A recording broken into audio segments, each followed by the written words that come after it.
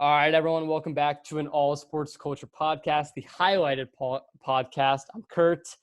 No Sully today. We got Sam instead. Sully couldn't make it. And with NBA playoffs starting up, we wanted to get one in and fill you guys in on the matchups. So in today's episode, me and Sam will be going the worst matchup to the best matchup. We're going to be kind of just reviewing the matchups and kind of what we expect. We're going to start with the least interesting one that we think, and then we're going to move on in order and then eventually lead up to the most interesting series in the first round. And yeah, it's going to be a fun time. So thanks, Sam, for coming on. Obviously, with no Sully, you had to replace him, but you're better than him anyway. He's busy with jabronis, bro. He is. That's what he's doing. That's what he's up to. He is. But I'll try my best. Also, one other thing, we have the face cam because today, or starting forward, we're going to be putting these on YouTube again. If you're an OG all sports culture fan, you know that we did put them on YouTube a couple months back, but now we are putting them back up. So yeah, for the new viewers that are on our YouTube. Exactly. But we still got the audio for Spotify. Exactly. Make sure you're still listening on all Apple Podcasts. All right. So the NBA playoffs obviously started today. By the time that we recorded this, we had two matchups go on. It was the Nuggets Jazz, which was phenomenal, and then also the Raptors and Nets, which wasn't that phenomenal, but we'll get into that later. But like I said in the intro, we're going to go from the least interesting series in the first round all the way into the most interesting series. So Sam, you want to start us off and tell us what we think is the least interesting series in the first round? Well, I think everyone can agree it's Bucks Magic. And, at least I agree. So, well, the thing is, the Magic don't have either Jonathan Isaac or Mo Bamba, and Jonathan Isaac is like their one guy who would be fun to watch on that team against Giannis. Try and defend him. I just wish we could see a Jonathan Isaac that was like always healthy, because when he's playing, I love him, man. Me too, and like injuries, and we've seen this time and time again with so many players. If you just take out injuries out of the question, I think he's a phenomenal player, and that works with so many people in the past. It's a shame because I don't want this young player to be defined by his health standpoint. Yeah. So, like you said, really wish he was playing in this. Even if he was, do I think that it'd be a close series? No. But I do think it'd be fun to watch him play. Well, yeah, I love Jonathan Isaac, and I think he's got the body mold of the prototypical guy you want to defend Giannis. A dude that's extremely lengthy, who is great on ball. He's just great. I mean, what's funny is the guy that the Magic's general manager now was the Bucks general manager that drafted Giannis. So he has a type, and it's really lengthy European dudes. But I mean, not a bad type. I will say this, Aaron Gordon probably will get the Giannis assignment, and he's actually not been terrible on Giannis during the regular season. I think he's held him to I like Aaron Gordon. He's a good ball player. Like a 40 in the 40s field goal percentage. Giannis does have a little bit of trouble with like these smaller guys that can defend well, like Marcus Smart, but Giannis is going to dominate the hell out of the Magic. They literally have no offense to even keep up with the Bucks. I don't think it's going to be as bad of a series as the Pistons series was last year, where the Bucks won by 30 like every single game. It's tough. But the Bucks, they just coasted through the bubble. They didn't take any of the games seriously other than like the Celtics one or the Mavericks one, which was a great game. But, they might have like a rusty game or two in there because they have been kind of rusty throughout the first couple of games here. But it's still a sweep. I think it's a sweep. So that's our least interesting one. And then in seventh place, I think that, is the Raptors Nets. That is our second least interesting one. The Raptors team is so legit. I hear some people think that they're overrated, overhyped. You see, I look at it like this, and I think I've talked about this with you, but for everyone else that's watching, the Raptors team play great defense. They're well coached. They don't have a specific superstar, I guess, if you want to count Siakam or Lowry. But in my opinion, I don't think that's really like the guy that can take you to the promised land. Obviously, having Kawhi on that team really, I think, put them over the edge, and the loss of them over the offseason is really going to hurt them, and that's going to be the reason they don't win the finals. But the team besides Kawhi didn't change at all, basically. It's still basically the same team, and you see exactly what Nick Nurse is doing with kind of a similar squad, except obviously losing your best player probably in franchise history. But it just goes to show how well of a head coach Nick Nurse is, and I really think that I'm not necessarily ruling them out of making the finals. I don't think they will. We'll get into this later. I think it's going to be the Bucks. But if it would, I just do, for me, like, I think this Raptors team, like I said, the three things I already mentioned, they play great team basketball, great defense, well coached. Like, those are three things you want in a basketball team. They got solid players on that team. And I think the one game that really stood out in the bubble when everyone's like, wow, was that game against LA? You know, they really, especially down the stretch, were playing great defense. And I love when teams play great defense. Obviously, the way the NBA is now, you're not seeing the fantastic defense like we saw in the past. So I'm always a sucker for teams that play fantastic defense. So that's obviously why I'm a big Bucks fan as well. But I like this Raptors team, and I think they're going to cruise to the Nets. The Nets were – a lot of people did not think they were going to be good at all in the bubble with obviously missing so many players. But Karis LeVert really showcased his talent in the bubble, and he's going to turn into a really good player in the next couple of years. He already is a really great player, but I think he's really going to emerge into possibly a top 20, 25 player soon. And I think that the Nets, I don't think they're going to be really anything with this squad, but I think that we got to give them credit. Do you mean by this squad as in the current squad and not the squad with Katie and Kyrie? Current squad. I am so high on the Nets next year. Okay, I am too. But all right, I'm also surprised by how well the Nets have played throughout the bubble because, you know, they were playing essentially a G League roster. And I think the Nets should keep Jacques Vaughn, I think. He's been so good for them as their coach, and he's made some really nice adjustments throughout the bubble. Now, let's wait and see the Raptors series before we give him the job, because if this game was any indication, it's not very good. And I do think they'll probably hire someone else like Ty Lue or something of the sort. But I just feel like Ty Lue, especially with next year's team, would be like the most like Brooklyn head coach possible. That's what I'm thinking too. And, you know, Kyrie has history with him in Cleveland, and I feel like he would just work for that team. Yeah. And I do really like Jacques Vaughn, and I think he might get some looks with like the Bulls or the Pelicans. But okay. But back to the Raptors, because that's who I really want to talk about.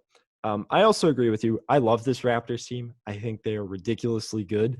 I think defensively, they're probably the best team in the bubble defensively. And this is coming from a Bucks fan, but I think the Bucks have very notable weaknesses on defense, where if you can catch hot from three and get the Bucks out of their comfort zone, their very strong comfort zone, you can do some real damage. But the Raptors, their defense is so well-rounded. They give up the shots that you really just shouldn't take, and they will allow you to do it, but they also just are flying all over the place. The Raptors defense is probably the most fun you can have watching a defense, because it's just guys flying everywhere. Yeah. They're all fast. Dude, like I said, I love when a team plays great defense. It's fun to me. I do too. But the one thing that concerns me with this Toronto squad is their half-court offense. Yeah. Because their transition offense is fantastic. But when you slow it down to the half court, I just don't think they're going to have enough offensively to, you know, beat out some. I do think they can beat Boston, but they're going to have to show me a little more in order for me to feel comfortable in picking them in a 7-game series. I think their X factor player is going to be OG Anunoby. I love OG. there's like a legitimate argument for him to be probably the best one-on-one defender in the league. He's so fantastic, and he has replaced Kawhi very nicely. He didn't even play last year in their playoffs.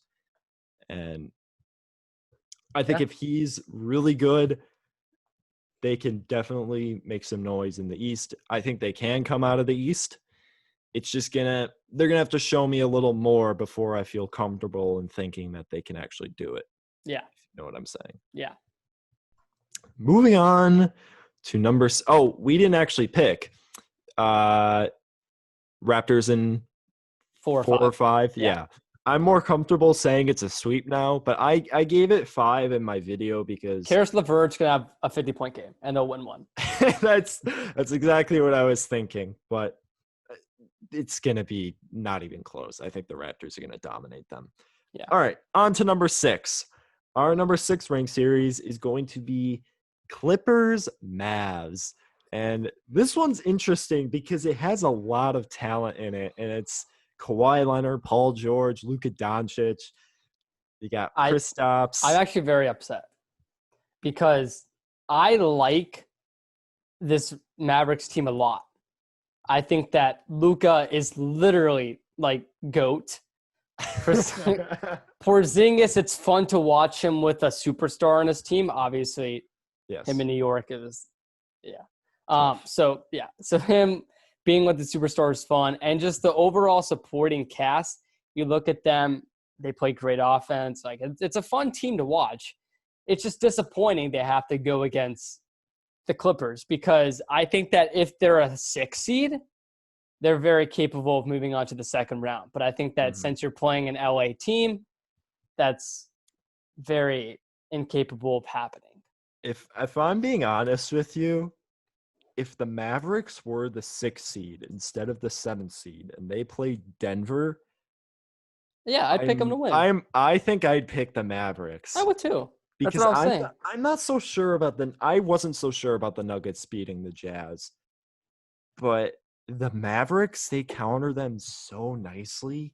It's just unfortunate that they got the one team that completely dominates them in everything that they're strong in. I'm saying, like, they're a fun team. They're a good team, and I think that they got a really good future in the NBA. Just, of course, you're having to play the arguably and probably the best team in the West. Or some will say in the NBA. I just think you got Luka, and maybe his primary defensive assignment on him is going to be Kawhi. And then, the Mavericks got the switch. You switched on to Paul George. Yeah. What are you going to do? Like, this is just tough, man. I feel bad for the Mavericks because I did too. They played really nicely in the bubble. They had a ton of overtime games. And what I'm really looking at in this series is more so on the Mavericks side because I think the Clippers are winning this series pretty easily. I think I'm looking at Luka because I want to know how he does in the postseason. And if it's weird to think like it's his first time because I don't know. I know this is his second time or is only his second time being in the NBA or it's his sophomore year in the NBA. Yes. But to me, it just feels like he's been in the league for a long time. Like, is that just me? Well, I think that might be a case of I just think it's the COVID affecting our brains, but I think it's also just like he's been so good for like a short period of time. Oh yeah, we're just like he's in his prime, even though he's not. So, and some people say he's hit his peak because of how he is athletically, but I think that's a load of BS. But can't make that assumption yet. You can't at all. But yeah, I'm picking the Clippers in like 4 or 5 because there is the thing of the Clippers with their continuity because they haven't really played a lot of games together at full strength yet. And they're finally getting Harrell back after him being gone for a while. But yeah, it just sucks that the Mavericks got this matchup. I'm hoping Luka plays extremely well because if in this series where he's probably going to be matched up with Kawhi Leonard and Paul George the entire time, if he goes off, oh my God, we are talking. This dude he's going to win like 5 MVPs. Like at least his career. I know I've talked about this with you, but it's like we're so accustomed to this era of basketball with like LeBron, KD, and like Kawhi. But the upcoming era we got with like Giannis and Luka and Trae Young, I'm not even like, it's fun. It's going to be a lot of fun. There is a lot of great young talent in this league. And I remember people were like concerned after like MJ, and they're like, oh, who's going to live up to that? We got freaking LeBron James. Then we get Kevin Durant. Then we get Steph Curry. And then we get Giannis. Now we have Luka. Like I think people forget how much the NBA changes on a year-end basis.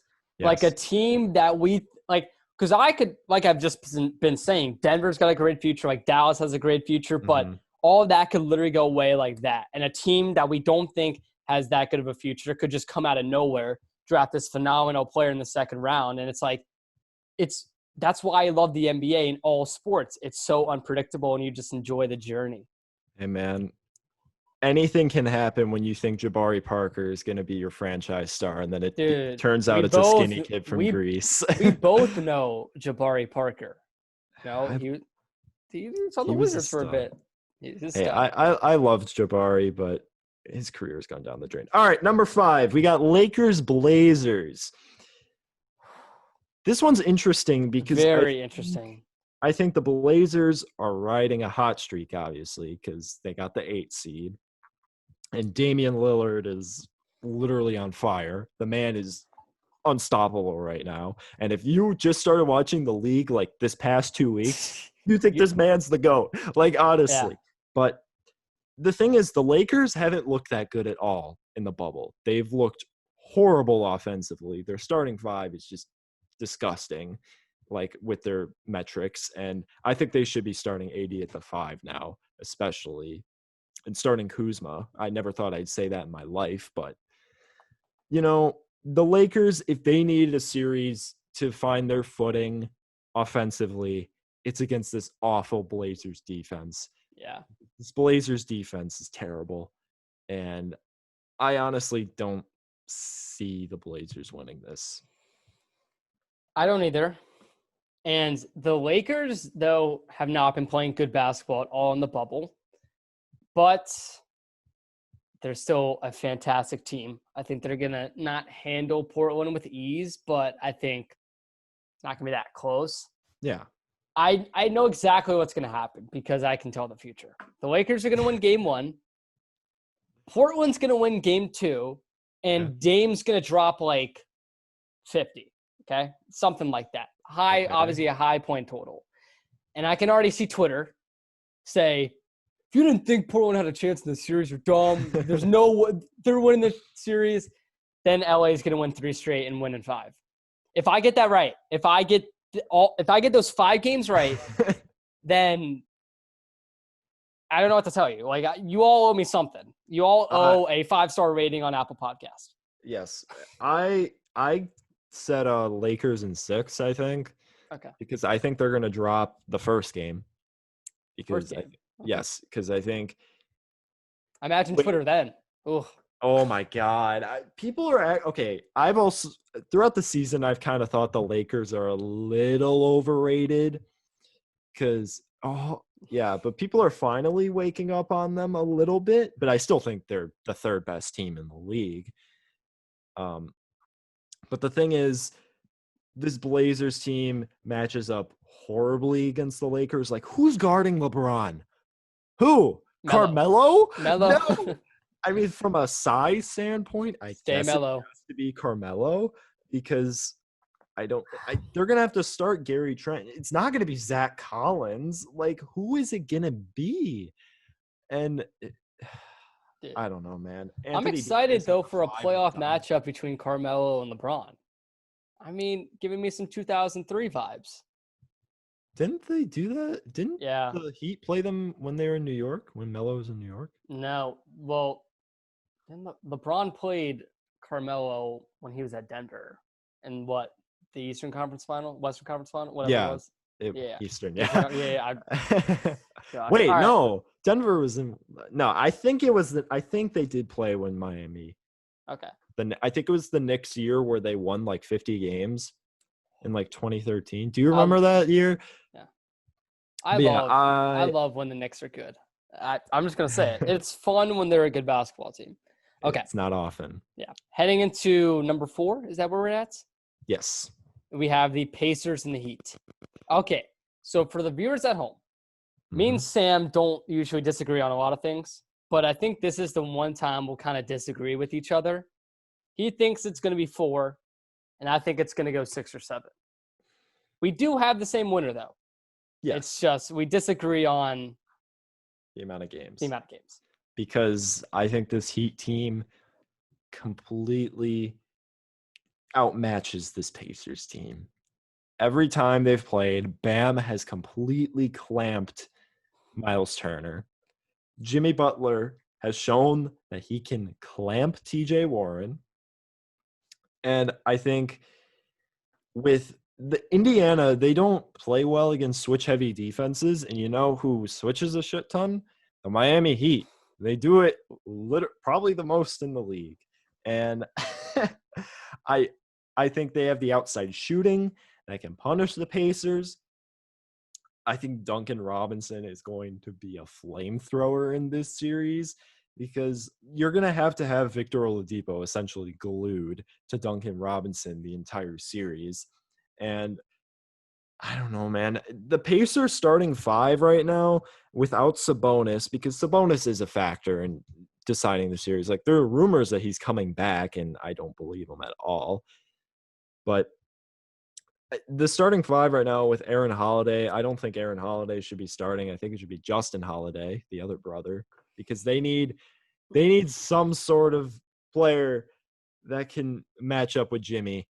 And I don't know. I think this is going to be a sweep.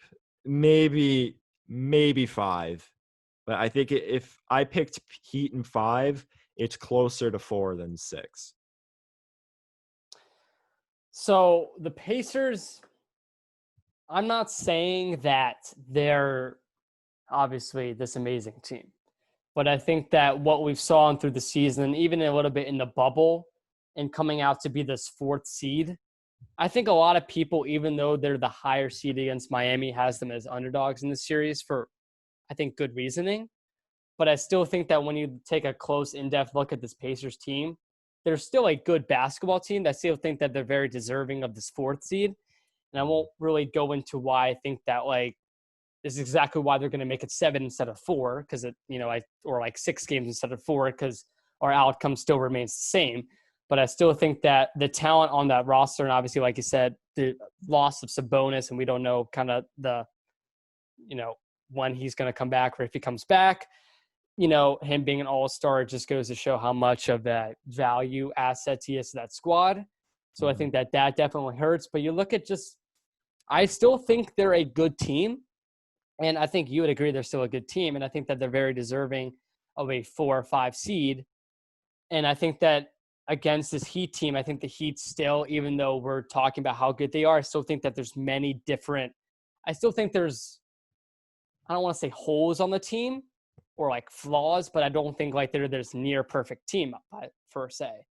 So I think that the Pacers in that instance are going to take a couple games from the Heat, not to the point where the Heat have to worry too much, but I think that in that instance could go 6 or even maybe 7. Well, the thing is, the Heat, what they lack is scoring. And because Jimmy hasn't been super like efficient this year, I think he's shooting like 25% from 3 and like 4 in the 40s from the field. And he gets a lot of his points from drawing fouls. So the Heat, I'm kind of concerned about in the later rounds with their scoring. That's why I had them losing to Milwaukee. But the thing is, the Pacers don't have any scorers to match that, to outmatch that, if you get what I'm saying. Yeah. Because Victor Oladipo, he would be that guy, but he hasn't been the same since he's came back. Dude, that's so sad. I know. I'm sad about it too. I'm really sad. I wanted to see that 2018 Oladipo. VO. They don't have Sabonis, who would be their scorer, I guess you could say. But then they have Bam, who could lock him up probably. And I don't know, man. I just think the Pacers are going to get outmatched. And it's just a matter of, I don't think the Heat are perfect either. But there is a scenario throughout this postseason where the Heat come out on top in the East. That scenario is not happening. I don't think it's happening. No, but it won't. Don't worry. They need a lot to go right. They need their young guys to be great the entire postseason, which I don't think is likely at all. But it's possible. We saw it with the Celtics a few years ago when they took Cleveland to 7 in the Eastern Conference Finals. And then LeBron happened. Yes, LeBron James happened.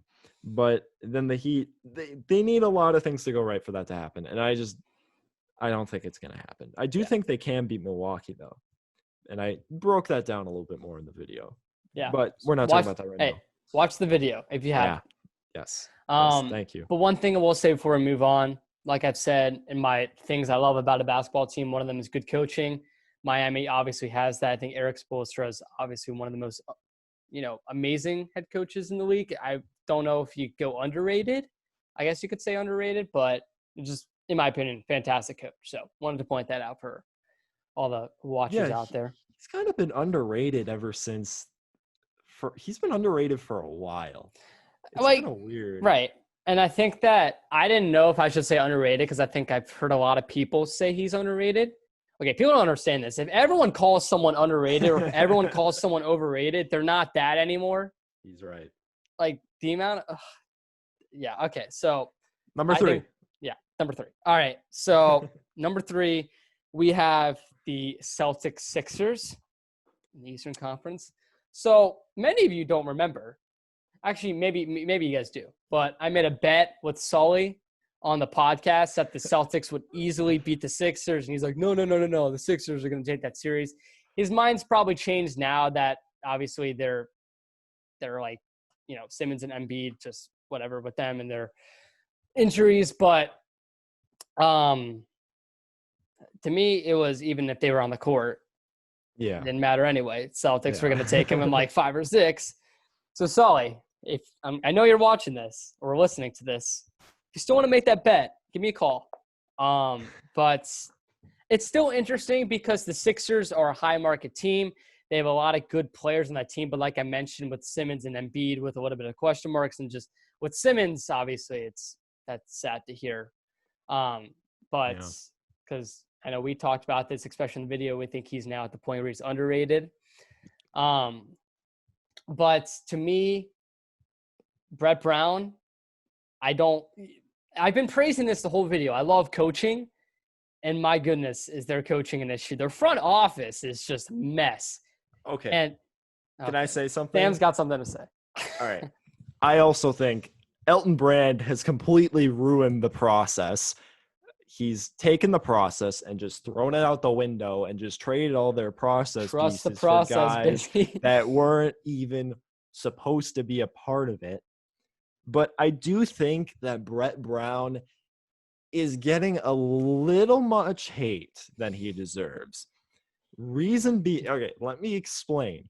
I think this front office has put him in the most disadvantageous situation possible because he has shown that he can make this Philly team really damn good. They were the 3rd seed like 2 years ago. How'd that go? Who'd they lose to? Was that Boston they lost to that year? I'm honestly blanking out. No, yeah, it was because of the Jason Tatum, Jaylen Brown, Terry Rozier. Yeah, that was that year. But they were the 3rd seed that year. They were really good. They had Rocco, Saric. They had all those guys. But then, Colangelo had to hop on his burner and tweet out some things. And, he got fired. And then here comes Elton Brand into the front office. Boom, buy Rocco and Sarge. Here comes Jimmy Buckets. Boom, buy Shamit and all of our first-round picks. Here comes Tobias Harris. Boom, buy Jimmy Butler, our only valuable scorer in the postseason against the Raptors last year. Here comes Josh Richardson, albeit nice addition. Oh, Al Horford's available. $100 million. No depth. Buy JJ Redick. We know we need spacing, but we don't need you anymore. We got Al Horford. We got Josh Richardson. I'm a JJ Redick fan. I love man. JJ Redick. His podcast is great. Oh, dude, I agree. Yeah. But the Sixers front office has put Brett Brown in such a disadvantageous situation. He'll probably get fired this year unless they win the first round. But I just think, is he a good coach? I wouldn't say he's a good coach. Is he a bad coach like some people say he is? No, I don't think that's the case at all. It's just Sixers team is you can say whatever you want, but the Sixers front office hasn't done him any favors, and the injuries haven't done him any favors. But okay, back to the actual series. The only reason this series is ranked number 3 is because of Joel Embiid. Let's be honest here. Yeah. Because he can make it a series, because the Celtics have absolutely no one that can guard him. And it's... Dude, Daniel Tice, the GOAT. Daniel Tice's foul rate is really stupid. But he's GOAT, though. But my main concern with this Sixers team matching up against the Celtics is who's guarding all of those wings? Because I'm guessing they're going to have Josh Richardson and Kemba, because that's the only guy that could probably keep up with him. They're going to start Horford? Is he going to guard who? Jason Tatum? Jason Tatum can completely destroy Horford. I guess they're going to start. Stud. Are they going to start Matisse? Are they going to start Shake Milton? Do it for the culture and start Matisse. Well, they started Shake Milton, and that was a disaster. And I don't know, man. They are going to miss Simmons in this series because he was like their main guy that could probably catch up with Tatum. And I think the Celtics will take this in about 5 or 6. I think they have way too many guys that'll just bully the Sixers' depth. The Sixers really have no point guard play at all. It's just kind of a case of, can Joel Embiid carry them for a 7-game series? And if you know Joel Embiid, he gets tired very easily. And I just don't think that's sustainable. Yeah, I was not a fan of the Sixers heading into the playoffs. Now I'm not, especially losing Simmons. But and I like Boston. I think Boston's very good. And I mean, you kind of covered everything. I think it's a shame that I would like to see a loaded and healthy Sixers team, because I think that it would make the series a lot more intriguing and fascinating to watch, and we'd probably bump it up to like 2 on our list. But we can't. And we hate injuries, and it's a shame. I think the Celtics won't cruise through Philly, but I don't think they're going to have a problem. So I think I have 6. I think Boston 6 is my prediction. The main way that the Sixers are going to try and win is capitalizing on the Celtics' horrible bench. Because if Brad Wanamaker and Enes Kanter, Wanamaker's Robert actually Williams, have not been playing that bad. I haven't been keeping a close eye on Brad Wanamaker's statistics. You should.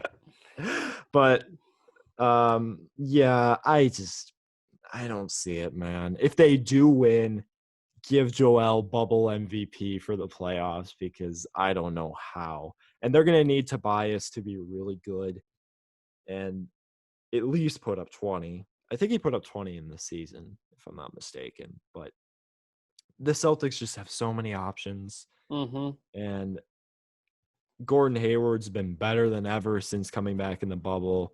I love Gordon Hayward. I love him. And Jason Tatum, besides that awful game against Milwaukee at the start of the bubble, yikes, where he went 1 for 17, essentially, he's been spectacular. And maybe Kemba, his knee, apparently he's a full go now, but I don't think they're going to be playing him playoff minutes, like actual playoff minutes yet. Maybe they could do something with that, but I think this will be a case of the Sixers pick up a game early. Boston goes back to the drawing board, realizes, oh, we just do this, and then they'll come out on top. All right. So with number 2, we have where am I going? All right, we have the Nuggets and the Jazz. So I think I already said this, but by the time we're recording this, first game already happened, and it was phenomenal to watch. I think it was 145, 135, something like that. I know it was a 10-point game, high scoring, and the 140s and 130s. I just don't know the exact digits of the score. Nuts. Donovan Mitchell went ham, 57 points. It was a fun game, and I think that it really was a shame that he lost in that instance, scoring 57. Jamal Murray, though, I was upset because I was, during the season, and I've heard this a lot around the block, that there was some Jamal Murray hate. I didn't get it. I think that he's overpaid to a little bit of an extent, but he's a good player still. And I really like him on that Nuggets squad. I really like the Nuggets squad. I really think that if Michael Porter Jr. can really evolve into this player that we hoped we saw coming out of Missouri, then he's going to be a valuable asset on that Nuggets team. The Nuggets, I know, like we already talked about how the NBA changes so drastically in like such a short period of time. But if the Nuggets can really keep the assets and the pieces they have, I really think in 2 or 3 years they're, contenders per se. But I still think they're a little young right now, and I don't think that it's fair. I don't think right now they're ready to be contenders. I know we were talking about earlier that we thought that maybe the Jazz could take the series, and maybe you think that, but I think that the Nuggets will still win it. It's tough because I have so many favorites winning, but it's just because these favorites in the NBA playoffs are like ridiculously good. And that's why I think this is going to be one of the best playoffs we've ever seen. But with the Nuggets, they're fun to watch. The Jazz, though, you got to put a little bit of respect on them. Mitchell and Gobert, obviously, I guess I don't know if they're one of the best duos in the league, but they're definitely a fantastic duo per se. And they really showcased that today, even with a loss. And then on the other side, you have the point guard center play with Jamal Murray and Nikola Jokic. Nikola Jokic, man, I really wish he made that shot to end regulation, but it's okay. They won it in overtime. Anyway, Jamal Murray, that was making every shot in overtime. Fantastic game, and it's a shame that the next game with the Raptors Nets wasn't like that at all. But if today's game is an indicator on what we're going to expect from the series, it's going to go 6 or 7. It's going to be back and forth the whole way. And to kind of tell you who I think it's going to be, I think the Nuggets are going to win this series. Like I already talked about, a fantastic young squad. I think that, people forget they were 1 win away from going to the Western Conference Finals if it wasn't for the CJ McCollum game. So the Nuggets are a good team, and not disrespecting Utah in any way, but when you have Denver, a team that you're playing in the first round, a 3 seed in a loaded West, you're a good basketball team. So I think they're going to not go far because they have to play a tough Clippers team in the second round. But I do think that they could give the Clippers some competitiveness, and I think that series could go like 5 or 6. But I have the Nuggets in, I think, 6 or 7 in this series. Well, my thing with the Nuggets is they underperformed like crazy last postseason. If you remember, they went to 7 with that San Antonio team. They did. And I had San Antonio upsetting them first round. Did you really? Oh, yeah. Oh, my God. They shouldn't even have gotten it to 7. Almost had it. They shouldn't have gotten close. They should have won that in 5 or 6. And then they went to 7 against that Portland team. And, CJ going nuclear. But people forget, because I think everyone focuses on Portland or like CJ McCollum. Yeah. Denver didn't play a bad game in Game 7. No. It was just CJ McCollum looked like Michael Jordan on the court. Well, okay. My thing with this series is it's going to come down to coaching.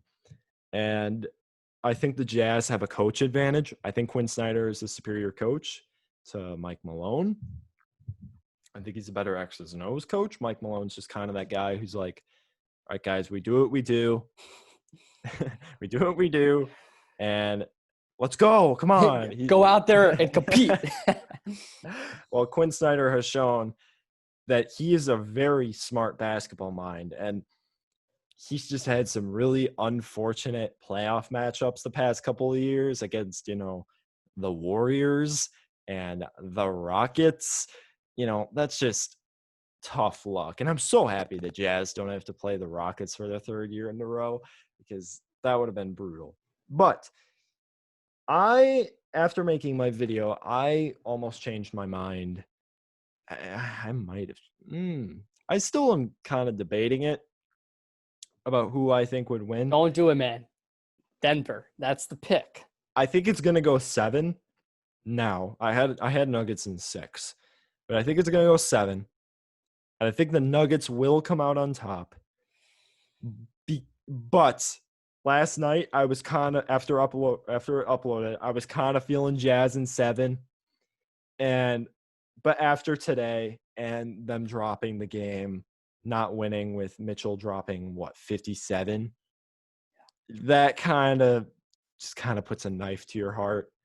And you're just like, man, can they get 4 more after that? That's got to be like mentally loss? Draining for It Mitchell. Is. And for the whole Jazz team. But the Jazz also, if the Jazz were full strength and had Bogdanovich and Mike Conley, because Mike Conley isn't in the bubble. Yeah, I was not high on this Jazz team right after I saw Bogdanovich go down or have his injury. I was like, he's such a key asset to that Jazz team. Yeah. But they're still a good team. I really think if he's on that team, they win the series.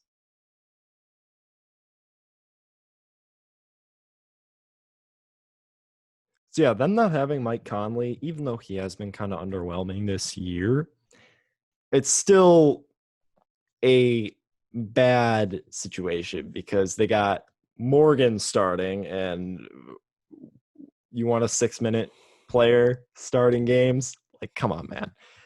And congrats to Mike Conley for having a child, but you're going to be gone for like at least 3 games because you're going to have to quarantine.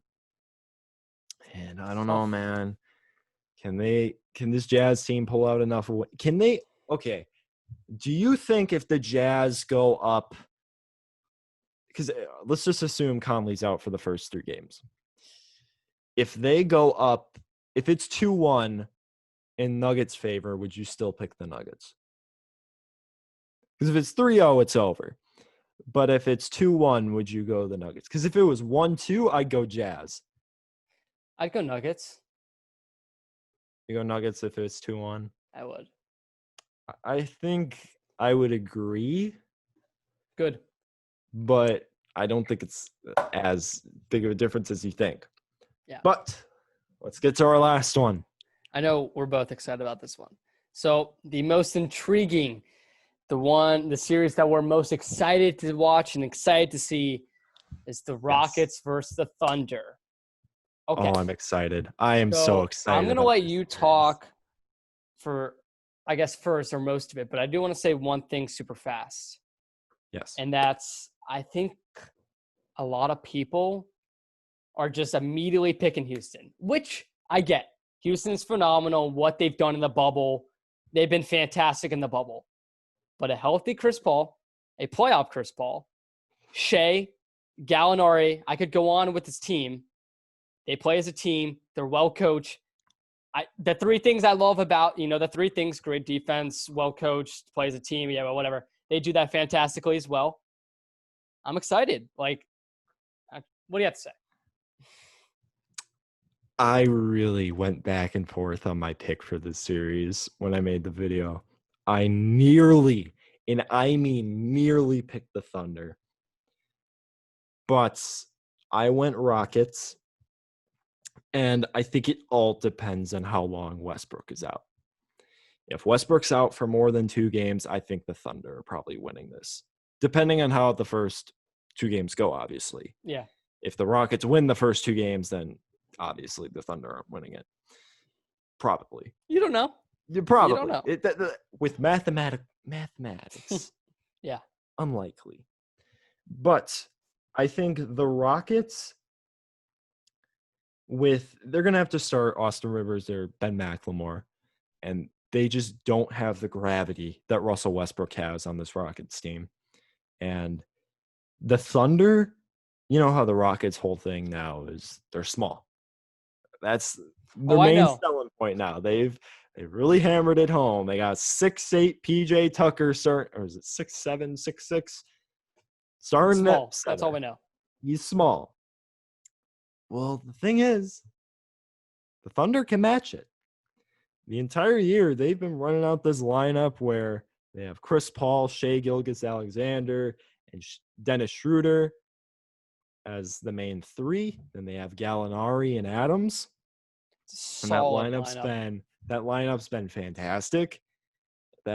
And I'm pretty sure the Thunder are the number one clutch team in the NBA. I'm not 100% on that, but I think I saw that somewhere. I know Chris Paul has been the most clutch player in the league this season. Dude, he really proved me wrong. But Really proved me wrong. But the thing is, how fast does Westbrook come back? That's the biggest. And the thing is, it's unpredictable. Could be 2 games, could be 1 game, could be 4. He's the most athletic point guard in the league, and he has a quad injury. Yeah. That could really do some damage. And now the thing is, we're not giving some respect to some guy on the Thunder with a long beard right now. He goes by the name James Harden. I think James Harden could quite possibly be the playoff MVP this postseason, even if the Rockets don't go to the finals. He could just go nuclear. And Fear the beard, baby. He's going to score a lot of points in this series. That's all I know for sure. And both teams are similar in the fact that they're both very thin after 6 players. Actually, the Thunder are pretty thin after 5 because they go Schroeder, Shai, Chris, Gallinari, and Adams. And then who do they have? Luol Dort, Nerlens Noel, Nader. I mean, the Rockets are the same way. They have that starting 5, and then Eric Gordon's been awful in the bubble. And they have, I guess, Austin Rivers has been pretty solid. But these teams are kind of similar in some aspects.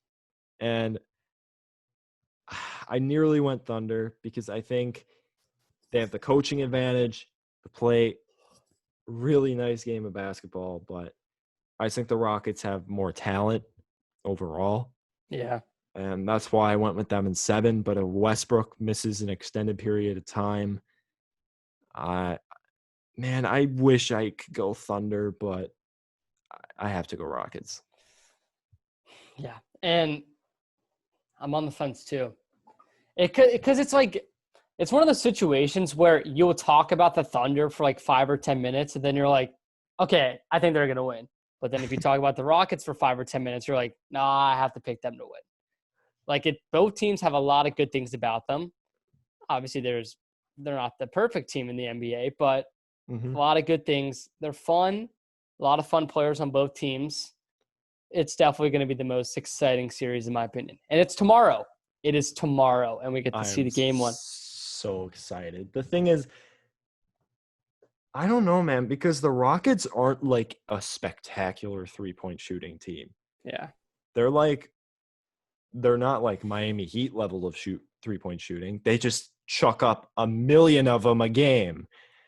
That's why, I think if you look at the stat, they have the most 3-point attempts ever in a single game, and they have the top 8. It's from the last 5 years. That's funny. But yeah, I'm going Rockets in 7 because I just think they have Russ and Harden. You can't count them out. But if the Thunder win this, I would not be surprised. The Lakers are definitely rooting for the Thunder because I think the Rockets match up nicely against the Lakers. But I'm going to go Rockets in 7. I think I will too. It's going to go 7. I think it's definitely going to go 7. Rockets are a sleeper team in the West for sure. But they can I beat think the Lakers. I think you could still say the Thunder could be too. I don't think the Thunder have a chance against the Lakers, if I'm being honest with you. I don't really think. I mean, I love Houston, and I think there's a chance. I just don't see that happening. Well, you see Houston, the Thunder have guys that can guard Harden and Westbrook. Yeah. Who on the Thunder can guard LeBron James and Anthony Davis? Yeah. Luol Dort, Gallinari surely isn't. Steven Adams isn't. Like, come on. It's just a matter of, I think the Rockets could beat the Lakers if a lot goes right, but the Rockets cannot beat the Clippers at all. That's like a mismatch, a nightmare for them. And I've always been not a Rockets fan, but I really think that they're deserving of at least going to the title. I really want to see that happen one day. And their window for it happening is very small. So yeah, they have a really small window right now. That's what I'm saying. I thought they were going to do it in 18. I think they would have if Chris Paul didn't get hurt. Yeah. And I think they might have missed it. I think they might have, because this Clippers team, I just don't see the Rockets beating this Clippers team, unless the Clippers have injuries. But man, their window is so small. It's closing very fast. And the other funny thing on the other side, the Thunder, this whole team might not even be here next year. Yeah. They could completely blow it up and we wouldn't be shocked. Because, Chris Paul, they tried trading him before the year. Gallinari, he's a free agent, and they almost traded him to the Heat at the deadline. And Steven Adams, apparently they had trade talks centered around him.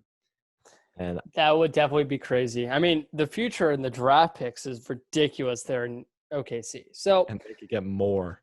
Yeah, just imagine. And I don't know, man, because the West next year, I don't think – is there a singular team in the West next year that doesn't have a chance to make the playoffs? No. Oh. I mean, is there a team in the West that is actively tanking next year? Oh, no, I was looking at this the other day.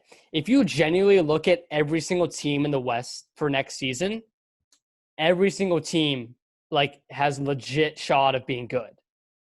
Well, I wouldn't go that far, but I would say okay. I was like, the only team I was like, no, is Minnesota. Well, but Minnesota is trying to win because they traded their lottery pick next year. Yeah, but do you think it's going to happen?